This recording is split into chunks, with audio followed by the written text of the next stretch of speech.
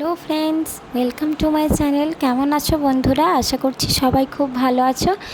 আজ তোমাদের বানিয়ে দেখাবো নিরামিষ ডালিয়ার খিচুড়ি। তো তার জন্য কি কি উপকরণ লাগছে চলো দেখি। প্রথমেই লাগছে পরিমাণ মতো, এখানে নিয়েছি ডালিয়া, আর লাগছে মুগ ডাল, আর এখানে আমি কিছু সবজি নিয়েছি যার মধ্যে আছে গাজর, ফুলকপি, বিনস, আলু আর অল্প পরিমাণে টমেটো। এগুলো আমি সব কুচি করে নিয়েছি। আর লাগছে স্বাদ মতো লঙ্কা, আমি এখানে কাঁচা লঙ্কাই ব্যবহার করছি। আর লাগছে একটু গ্রেট করে রাখা আদা। তো এইসব সামান্য উপকরণ দিয়েই আজকে ডালিয়ার খিচুড়ি বানাবো। প্রথমেই কড়াইয়ে সর্ষের তেল দিয়ে দিলাম অল্প পরিমাণে, তারপরে আগে থেকে কুচি করে রাখা আলুগুলো ভেজে নেব। কিছুক্ষণ আলুটা ভেজে নেওয়ার পর বাকি সবজিগুলোও দিয়ে দেব। এখন দিয়ে দিচ্ছি ফুলকপি আলু একটু হালকা ভেজে নেব।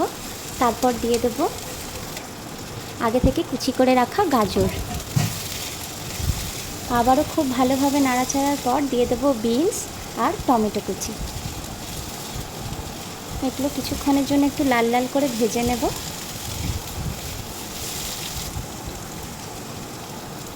এই যে আমার এখানে হালকা ভাজা হয়ে গেছে।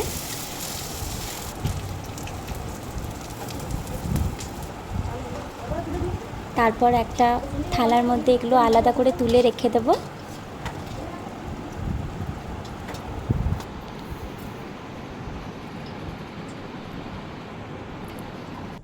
তারপর কড়াইয়ে অল্প পরিমাণে তেল দেব, আর দিয়ে দেবো অল্প 5 ফোড়ন, তেজপাতা আর একটা শুকনো লঙ্কা। তারপরে দিয়ে দেবো গ্রেট করে রাখা আদা।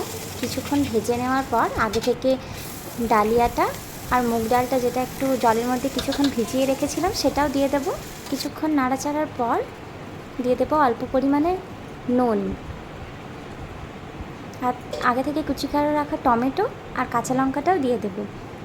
তারপরে দিয়ে দেবো হলুদ আর জিরে গুঁড়ো। আবারও কিছুক্ষণ নাড়াচাড়ার পর আগে থেকে ভেজে রাখা সমস্ত সবজিগুলো দিয়ে দেব। সব সবজিগুলো দেওয়ার পর কিছুক্ষণ আবারও নাড়াচাড়ার পর আগে থেকে আমি একটা পাত্রে গরম জল ফুটিয়ে রেখেছিলাম।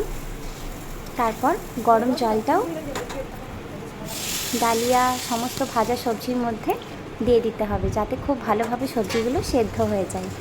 তোমরা চাইলে এটা প্রেসারেও দিয়ে দিতে পারো, তাহলে খুব কম সময়ে আরও হয়ে যাবে। আমি কড়াইয়েই করেছি, যেহেতু হাতে আমার সময় ছিল, সেই কারণে আমি কড়াইয়েই সমস্ত কিছু সেদ্ধ করলাম। এরপরেই আমাদের তৈরি হয়ে যাবে নিরামিষ ডালিয়ার খিচুড়ি। আমার এই ভিডিওটা যদি ভালো লেগে থাকে অবশ্যই লাইক, কমেন্ট, শেয়ার করে দিও। টাটা।